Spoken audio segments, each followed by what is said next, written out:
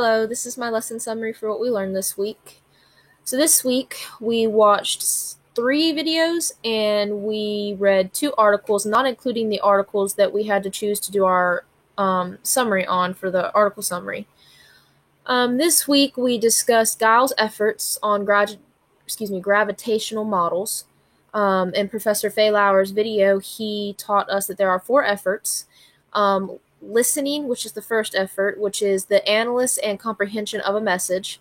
Memory, which is the second effort, which has to do with our short-term memory, our long-term memory, and how we are accessing memory to engage the interpreting process.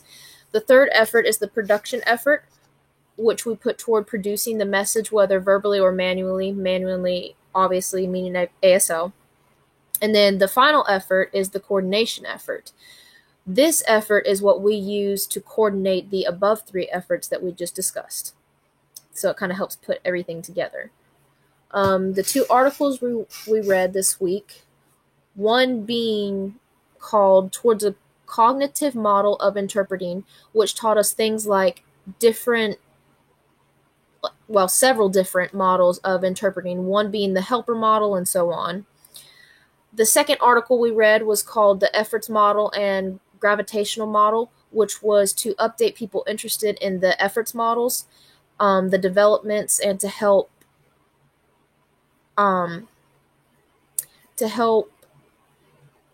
clear up common misconceptions about the efforts model. We also watched a video called Deaf in the Military, which was my favorite assignment of the week, where we listened to a deaf soldier talk about how he made it almost all the way to graduation to go into the military, but because he would fail his physical because of his hearing, he was not allowed to join. The purpose of his speech was to educate people about this issue and to help encourage a change that deaf people could also serve our country, even if it's in a non-combat position in the Army. Which I think is very, very interesting, because he brought up the point that there either is currently or was a deaf soldier who was involved in an explosion, and he is a double amputee, and he has 2 prosthetic legs, but is still able to serve our country in a combat position in the Army. But yet people who are deaf cannot even serve in the Army in a non-combat position. I thought that was very interesting, and I do believe that that's something that needs to change. I think that they're every bit of capable as a hearing person is. That's my opinion.